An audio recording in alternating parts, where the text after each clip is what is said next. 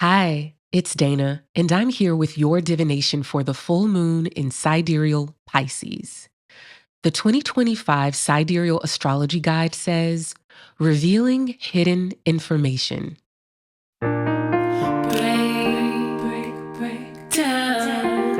If you can't hold it, let it hold you. Let it carry you. When you've done all that you know. All right.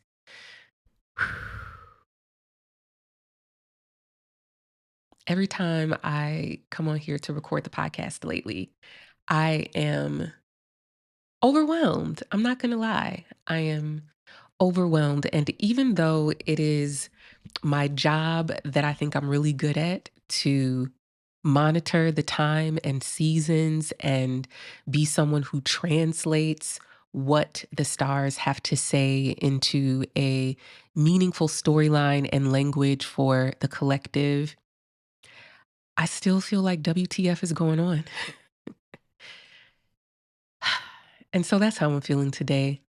Just being transparent and honest. I feel like WTF is going on. Full moons are when the face of the moon is fully illuminated by the sun.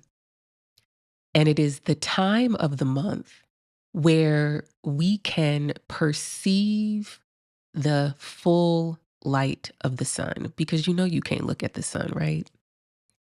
If you look at the sun, you will lose your eyesight. And so the moon is the means by which we are able to fully see the light of the sun. And that's what happens at a full moon. And so generally, when I am writing in preparation for the astrology of the year, like in the 2025 guide or the 2026 guide, I am writing about full moons as moments of revelation. I am writing about full moons as moments where we can clearly see something. Right now, as we are approaching the full moon in sidereal Pisces, we are in this very mutable moment. And that is because at this full moon, we have the sun, of course, in sidereal Virgo, the moon opposed the sun in Pisces, and Jupiter in Gemini ruling this full moon.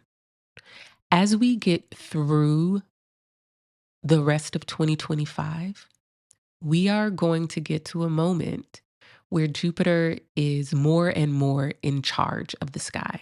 So let's spend a moment to talk about Jupiter and what it means for this full moon. Jupiter is context. Jupiter is the meaning maker.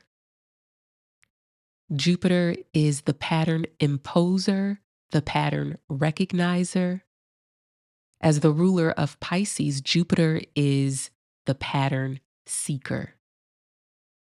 To seek a pattern means to discern a fact, a truth, a judgment, a piece of information by connecting the dots between things. It's about inference. It's about what is implied. It is about what is not explicitly communicated. Jupiter's job is to form assumptions and make judgments with as little information as possible. If you only have one or two data points and that's all you're going to get, then you got to figure out how to make sense of those two data points.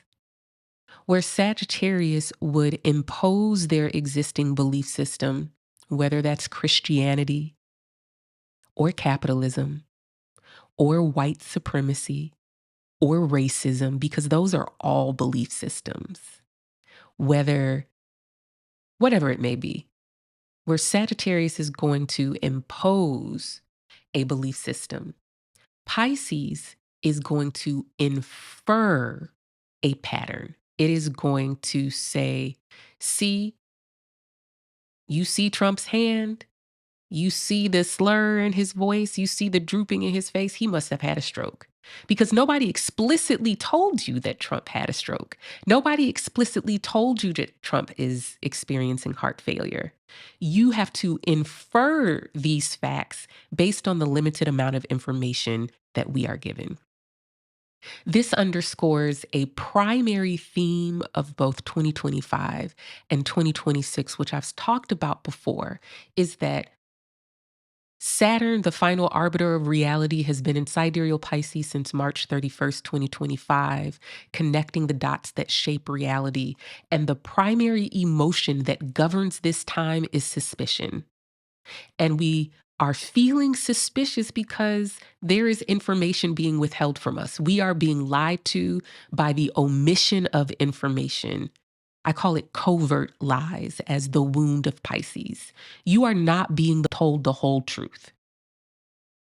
So, in this mutable moment where three of the four mutable signs are occupied, the question is, how do you form a judgment when you are not being told the whole truth?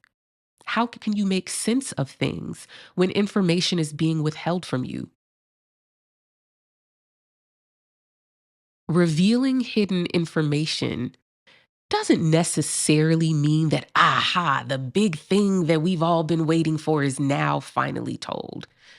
I think it's more about patterns becoming undeniable, that the pattern of behavior, the pattern of action is undeniable. And as a collective here in America, we've been on this pattern seeking mission for a while now as a primary point of cultural change, of major cultural shifts because of the eclipses that were in Pisces and Virgo beginning in October of 2023. From that point forward, our personal and collective lessons, our personal and collective points of growth, evolution, and change have been about navigating contradictions. And we navigate those contradictions between what is the narrative that we're told? What are the things that are explicitly communicated to us? What are the words that are coming out of their mouth?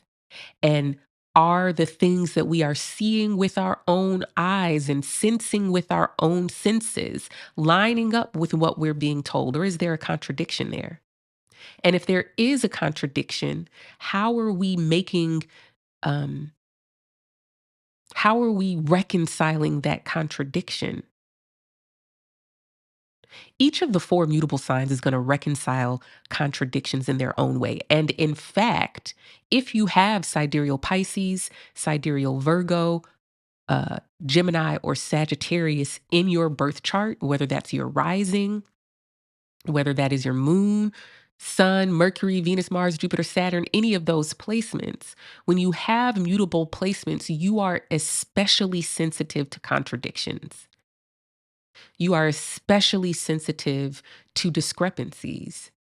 And you're going to use the tool of whichever one of those signs you have to figure out how to reconcile those contradictions. If you are Virgo, you're going to reconcile the contradictions by keeping receipts. You're going to have a recording. You're going to have notes. You're going to keep the mail. You're going to keep the email. You pressed record. There is some way that you have hard evidence so that when somebody lies to you or they forget or they try to change the story, you're like, nope. If you have Gemini and you meet a contradiction, you are going to read a book. You are going to research. You are going to want to learn more. You are going to call your girlfriend and ask for their opinion. You're going to go on Google. When Gemini meets a contradiction, they get more information. As I said before, when Sagittarius meets a contradiction, they're going to rely on their existing indoctrination. They're going to rely on what it is that they've been taught. They're going to rely on their religion or their political indoctrination. They're going to rely on their cultural indoctrination. And they are going to impose that in that moment as a means to reconciling the contradiction. But this full moon is in Pisces. And so what does Pisces do when it meets a contradiction? It's not going to listen to the words that are coming out of your mouth. It's not even going to be paying attention to what things look like. They're not going to phone a friend. They're not going to ask your neighbor. They are not going to read a book, and they are not going to, go try to take a course or class. Pisces' tool is the body and bodily functions. It's the feelings. It's the gut feelings. Pisces uses their body as the means to reconcile contradictions. Something feels off. There's a gut feeling, right? Pisces listens in the silences between the words that are said. Pisces is gathering what all of the everything implies when you put it all together. If they said this, it looks like this, but you were taught this. Pisces is trying to figure out where the gaps and contradictions are to reconcile them with their intuition, with their inner knowing.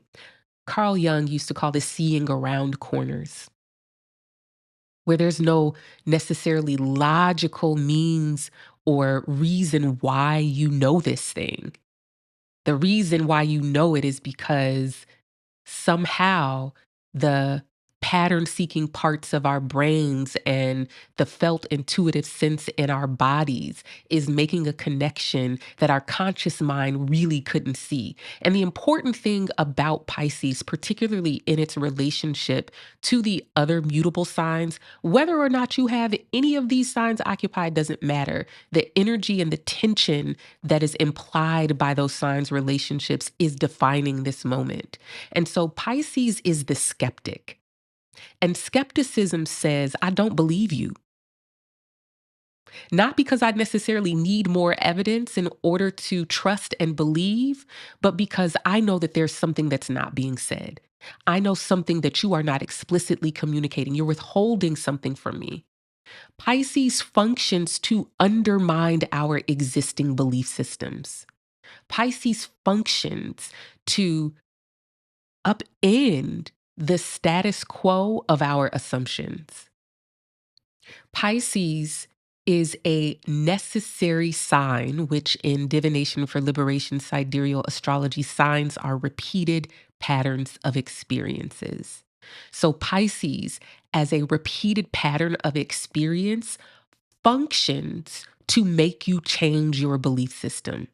Now, if you got Pisces, you probably don't have a belief system because Pisces can be too skeptical to the point that they don't trust nobody and they don't trust anything. At the same time, I think there is a societal role for the skeptic. The societal role of the skeptic functions to keep us from being entrenched in belief systems that undermine our survival. We need Pisces. We need the cultural skeptic. We need the suspicious person because they can see around the corners. They can sense the things that maybe we don't have the capacity or tools to perceive. I've talked about before that in this moment, we are incredibly vulnerable to skeptics. This is why the current presidential administration is full of skeptics.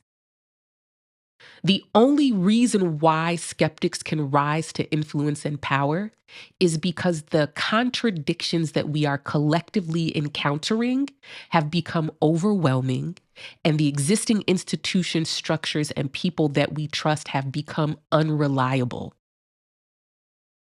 So we need to see somebody like RFK Jr. in the position that he's in as a symptom of a larger problem and a larger moment of evolution that we're in.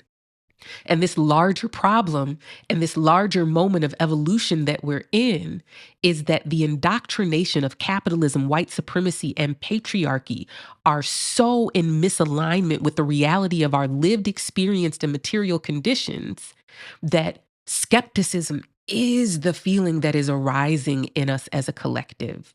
And so skeptics rise into these positions of power because we are craving somebody to name the discomfort that we're feeling as we live through these contradictions.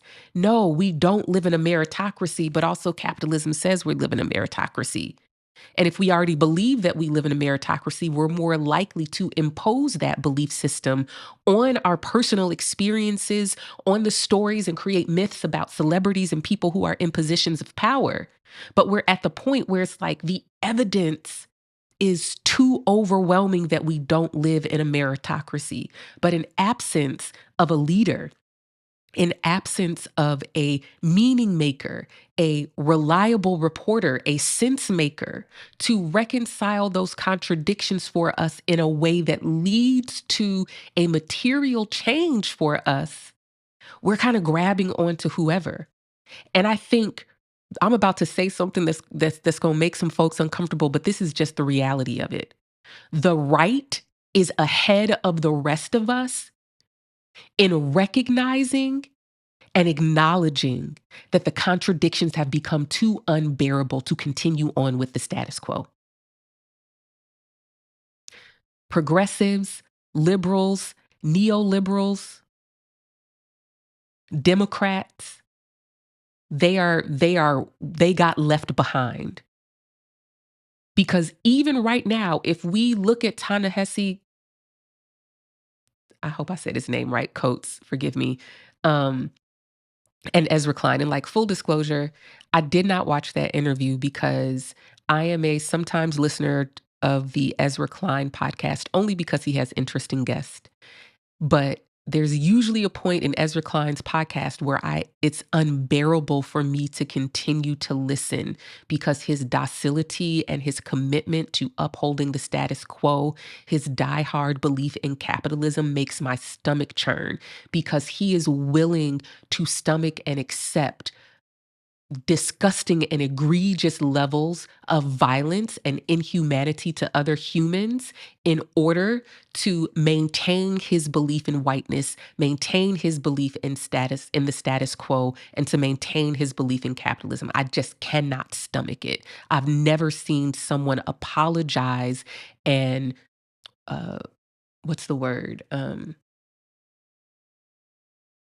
Not approve of, but like accept genocide and violence in this, like it's just disgusting. So I didn't listen to the podcast, but I want to say about um that conversation that Ezra Klein he is the embodiment of the Democrats. Race, all races included, in that the ideals and the myth of America, it is more important to uphold that than it is to actually improve your personal conditions.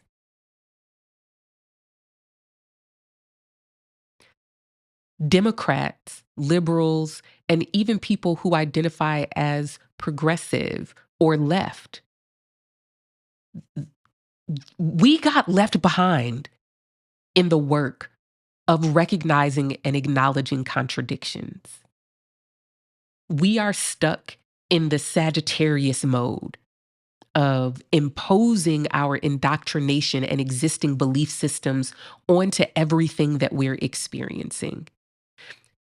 If Democrats and the left and progressives were par on course where the right is in terms of acknowledging and recognizing contradictions, we would have a figure comparable to Trump.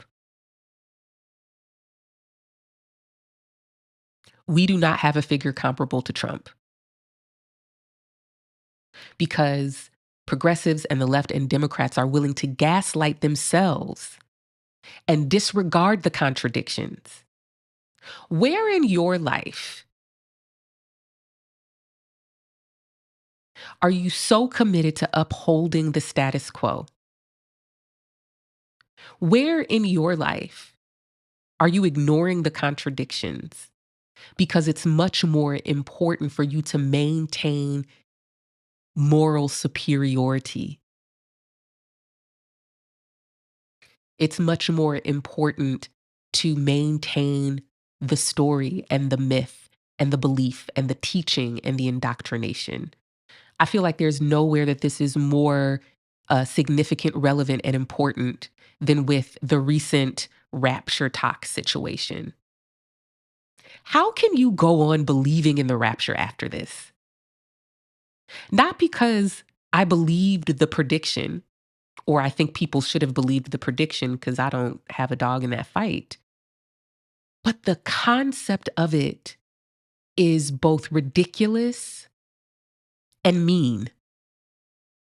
You really believe that you are so special because you got dunked in some water or confessed your sins to Jesus or your priest. You are so special that you get to bypass death and go to this fantastical place in the sky while everybody else is condemned to hell.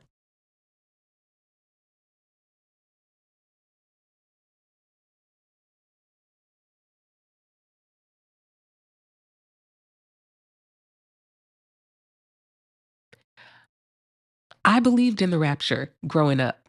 I did. I got exposed to the Left Behind series. Every Sunday we would have altar call. The wages of sin is death. You deserve to die. You are going to hell. You are going to suffer for eternity if you don't come get baptized in Jesus' name. I've long since had a reckoning with the faith of my upbringing. But there has been something about this moment with this whole rapture talk that has triggered some things in me. And it's really reckoning with the fact that people really believe that the majority of humanity deserves hell.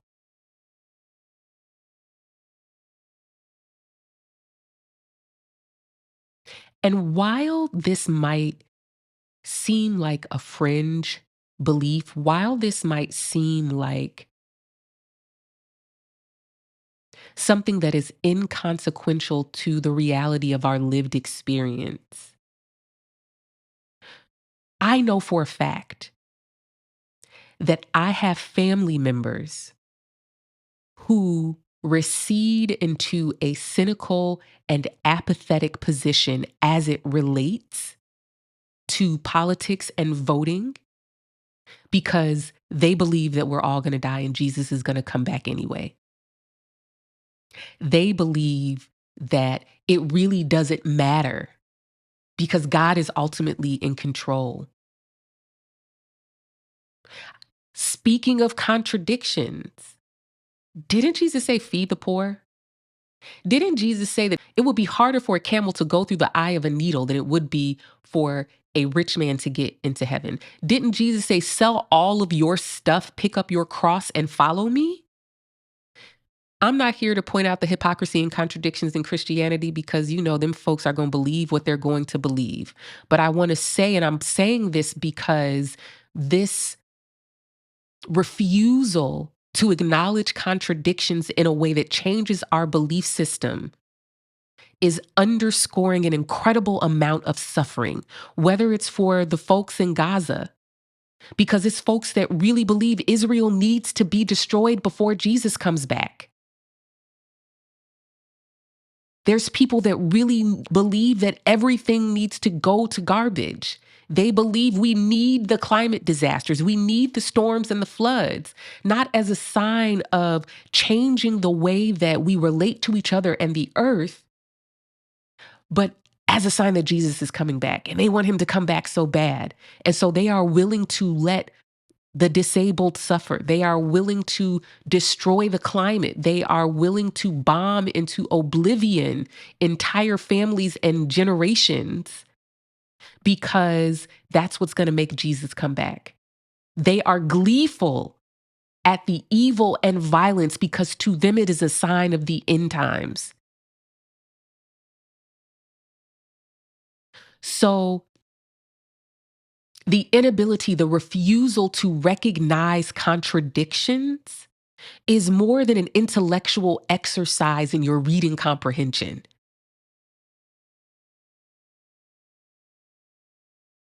The inability and refusal to recognize and reconcile and deal with contradictions is a sign of emotional immaturity. Because you want everybody else to figure it out for you. You want to rely on a text or somebody else's judgment, your pastor, your preacher, your doctrine, your creed to reconcile the contradictions for you because it's too hard. Or you're low key a narcissist and you think you're the chosen one that's going to get caught up in the rapture. Revealing hidden information, yes, this full moon might be a moment where truths that have been simmering beneath the surface, just waiting for recognition, come forward collectively and in our personal lives. But revealing information is also about what are the contradictions that you can't see. Because if you recognize the contradiction, your whole life will change. If you really acknowledge the contradiction and you take back the power to form judgments for yourself, you might have to leave that relationship. You might have to go no contact with your family. You might have to leave the church. You might have to change the way you're raising your children. You might have to go get that vaccine. You might suffer alienation and rejection from the only community that you've ever known. If you really sit with the contradiction and the inherent emotional alienation that suspicion cultivates in us, you might find yourself having to upend your entire life, your entire identity, and everything you've ever known or believed was true. That goes for us individually in our personal lives and collectively as humanity, and especially here in America. What gets destroyed when the contradiction is finally acknowledged? I'm going to pull some cards, but before I do that, I want to tell you about an offering that I am going to be presenting on October 19th. Dreaming for Survival. Dreams are the original tool of divination. They are the very first oracle.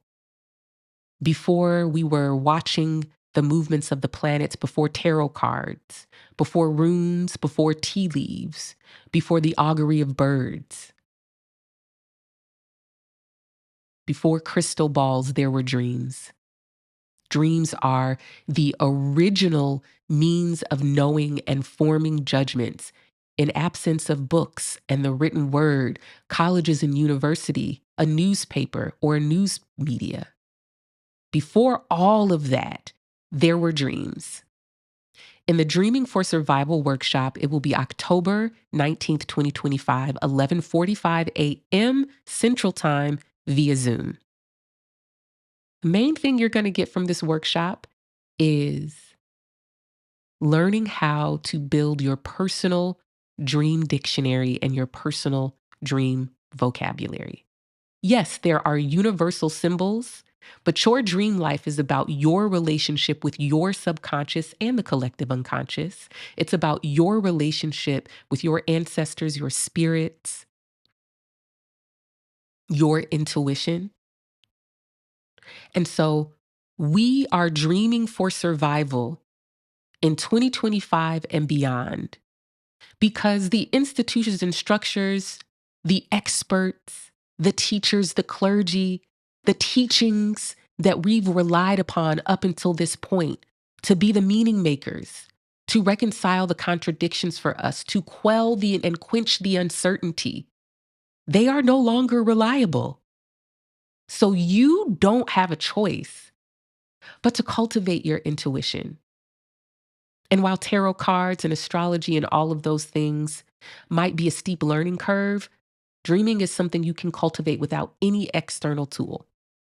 So join me on October 19th, 2025 on Zoom in our Dreaming for Survival workshop. We will be beginning to build our personal dream dictionary, learn more what dreams are, and learn how to dream better. All right, let's pull some cards.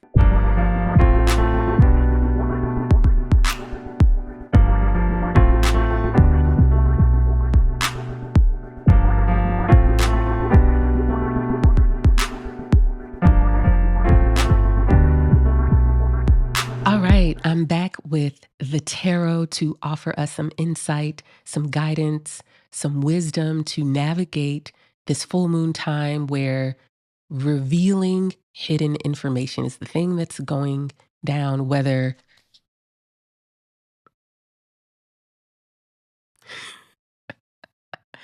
it is our subconscious revealing things to us, whether it is things coming out in the news media, whether we are being told things that there has been evidence for all along and it's finally being revealed. Let us see what the cards have to say for us. We've got the Five of Cups. The Five of Cups is a card of loss. It is a card of grief. It is a card of disappointment. And I think that really underscores where I left off in the previous portion of this podcast episode, where I talked about, when you really recognize the contradiction, when you acknowledge that feeling that is uneasy, when you sit with the discrepancies, when you finally get to the point where you realize things aren't adding up and there's another truth emerging, absolutely a moment of grief. Because a lot of times we are consciously avoiding or subconsciously avoiding connecting certain dots because it will destroy our reality. It will completely upend our lives. And so I think that this Five of Cups is so apt in this moment that absolutely this is a moment of grief. This is a moment of contending with loss. This is a moment of sadness. This is a moment of accepting that somebody you trusted lied to you.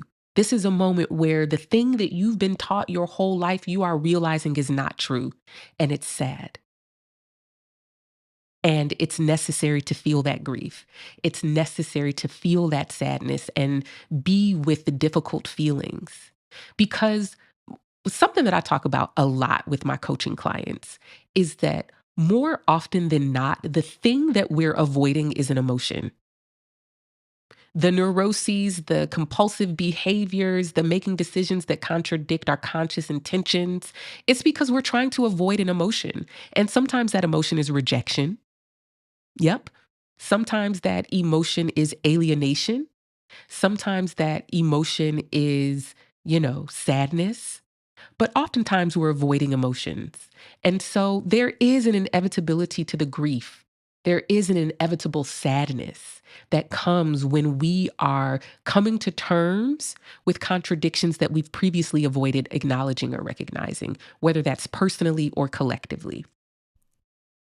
We've got the 10 of Pentacles and we've got the World. What a combination. Wow. That's an incredible combination of cards for me.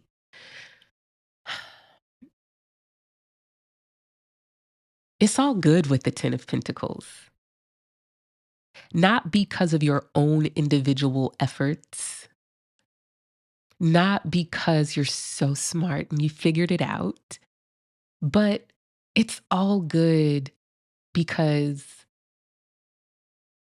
of abundance. This is a card that I associate with abundance. And if you're new here, abundance is not about the accumulation and hoarding of wealth. Abundance is not about your Black business. It's not about your entrepreneurial endeavors. It's not about you flipping that house. It's not even about your increased salary and benefits. Abundance is not about your new car. It's not about those new meta glasses that are spying on you and everybody else. Abundance is shared enoughness. Everything else is theft and hoarding. When you begin to hear the Democrats use the word abundance over the next couple of election cycles, remember that abundance is shared enoughness. And if they are courting you with promises of individual gain, just remember that they're trying to maintain the status quo. They still want you to sell your labor. They just want you to stop complaining about it. They still want you to buy, consume, consume, consume. They just want you to stop complaining about it. Abundance is shared enoughness. Everything else is theft and hoarding. Abundance is when everybody has access. When everybody has access to security and stability. If everybody ain't got it, it's not abundance. And the reason why this definition of abundance is so important is because when you have enough and somebody else doesn't, two things happen. It puts you in a position of power and authority over them because now you get to be the decider of who is the beneficiary of the wealth you've hoarded and accumulated. You get to decide who is the worthy homeless person, whose mutual aid will you decide to bless today, whose fundraiser, whose charity, which philanthropic cause do you get to decide gets to be the beneficiary of your wealth. And that's not fair. It's not equitable and it's not just. Number two, when abundance only means individual wellness or in your family or just your community, now you have to protect all that you've hoarded and accumulated from other people getting it.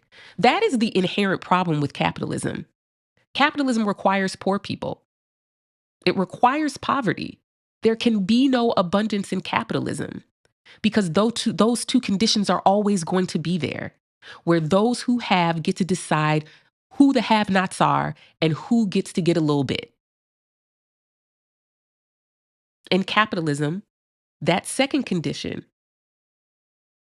is that those who hoard and accumulate, those who get to have the abundance, they don't use their abundance to make sure that everybody has enough. They don't use their abundance to give it all away. They use their abundance to make sure that nobody comes and takes their abundance.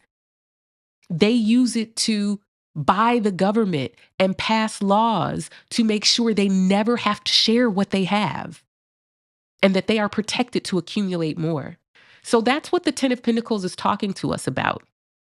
It's talking to us about the inherent contradictions to capitalism, which is that it requires poor people. And there can never be abundance under capitalism because abundance is shared enoughness. Capitalism is theft and hoarding.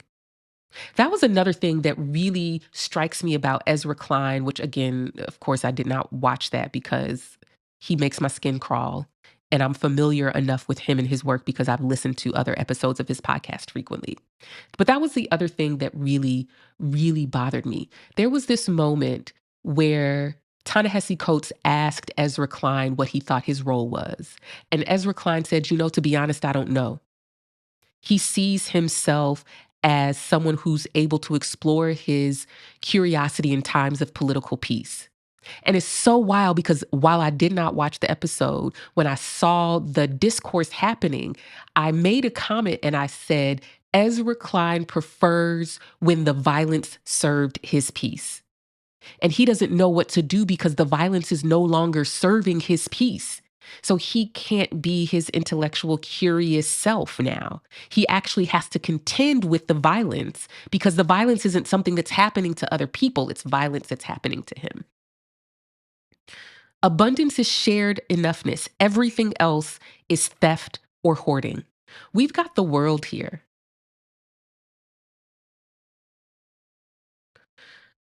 The world is meeting the end of the road.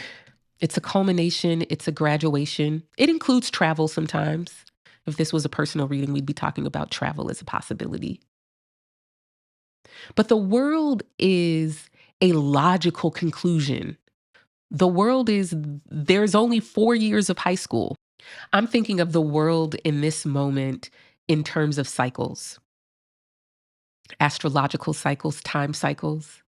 The only reason that I do astrology is because it's a calendar and I always know what time it is.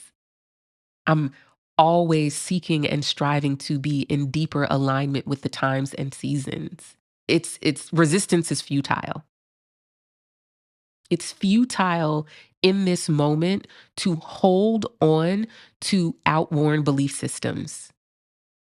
It is futile in this moment to avoid meeting contradictions. It is futile in this moment to ignore that things are not adding up. It is futile in this moment to ignore the fact that this is the moment of the skeptic because the contradictions have become too unbearable. So the world does speak to us about a culmination in this moment.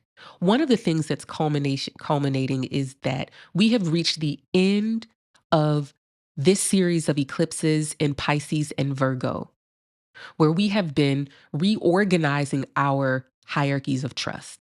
We continue on this work, but the foundation has been set.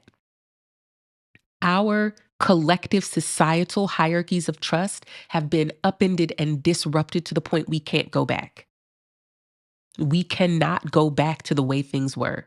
While the Democrats are focused on the status quo, the Republicans are meeting the moment in a way that serves their own interest by not only acknowledging the contradictions, but acting and trying to figure out how to reconcile them in a way that serves their own interest. And so if we want to meet this moment, we have to realize the jig is up. You have to accept that you have been lied to, and you have to confront the grief that you have been lied to. You have to confront that grief. You have to deal with the sad feelings that Obama is not who you thought he was, okay? He's charming, he's cute, he's smart, but he was bombing Yemen every single day. He was deporting folks just like the Republicans are. You might love Kamala Harris and you wanted her to be your president, but she wanted the United States military to be the most lethal in the world too. What do you do with the contradiction where you've been taught that the group you align with is completely different from the other? The world says, wrap this up. There is an inevitability with the card like the world in the sense that like this actually doesn't require anything of you. The world is not an instruction like go out and do this thing. The world is a description of this moment that you can choose to get into alignment with, or you can stay out of alignment with and deal with the consequences of that. And this is not about catastrophe or some bad thing happening because you didn't get into alignment. This is more about choosing to engage with the grief that the world is not what you thought it was, with intention and on purpose, rather than having that grief snatch you up out of your fantasy. So many people want to know what to do in this moment. And I'm sorry, marching in the streets ain't it unless you are using your physical body to shield ICE from kidnapping your neighbors. That's the only good that marching in the streets can do right now. Unless you are using your physical body to protect trans people. When it comes to protesting and being in the streets, those are the two things we need to be doing. If you have the strength, the resources, You need to be putting your body in between the vulnerable and the state. You need to put your life and well being on the line. On the other side of this, we need to reckon with the contradictions. This is why this dreaming workshop is so important. If you're just joining, or you did not hear my announcement earlier about the Dreaming for Survival workshop, this is why this workshop is so important. Because our dreams are the place where we meet the contradictions. It is where we're doing things and acting out things that are in contradiction to our waking belief systems, that are in contradiction to our conscious ambitions and goals. Or it is where we are doing the things that we really want to be doing in the waking life, but we're not. I won't go too deep into it. Come to the workshop and we're going to talk all about the function of dreams and how we can use them for our own survival. But we need a different set of tools to navigate this moment.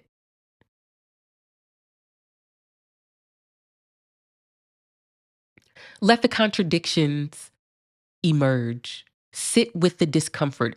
A contradiction, yes, it can be a discrepancy between data. It can be a discrepancy between belief systems, but it's ultimately a feeling. And it is the feeling that something is not adding up. A contradiction is the feeling of uncertainty. And the Five of Cups is telling us, don't avoid the uncertainty. It's so much easier to just apply what you already believe to be true to this moment. It's so much easier to just say, we should have had Kamala Harris. That's so easy. It's so easy to say you should have just voted for Kamala Harris. It's so easy to say all of those things. It's much harder, more useful, and meaningful to sit with the contradiction that the problem is actually capitalism, white supremacy, and patriarchy. And if we really want to bring about change, we need to uproot those things in ourselves first. That is all for today. I am Dayna Lynn Nuckolls, also known as the People's Oracle. This has been the Divination for Liberation podcast. I will see you in 2 weeks at the new moon in Libra, and we will be having a completely different conversation. Cannot wait to see you all and talk to you then. In the meantime, in between time, we are finally on the other side of this COVID surge. Cases are receding. As I've said before, I don't know how much lower they're going to go. The only caveat to this is that the Northeast and some parts of the Midwest are behind. So on the tail end of this surge, the cases are still rising in the Northeast. So that includes Connecticut, New York, Vermont, New Hampshire, Massachusetts, etc. So if you are in the Northeast, do not let your guard down. Please keep your mask on. Even though the surge of COVID is receding, there is still an elevated amount of COVID being transmitted. People are still getting sick and there are still plenty of infections. It's just that the numbers are decreasing. So continue to protect yourself and your loved ones. There is no flu going around. If you look at wastewater data, there is no flu going around. The viruses that cause colds are not going around. It's not even RSV. So if you are experiencing respiratory or flu symptoms, it is more than likely COVID, and you should treat it that way by continuing to protect others from infection, by masking or staying home if possible, and resting as much as possible so that you can avoid some of the negative long-term effects of COVID. The fewer infections of COVID you get, the better for your immune system and for your brain. So mask up. Don't be afraid to mask up even though other people aren't. Have a backbone and a spine and some individuality. Shall we? Shall we? Amen. May the saints say amen. I will see you soon. Bye.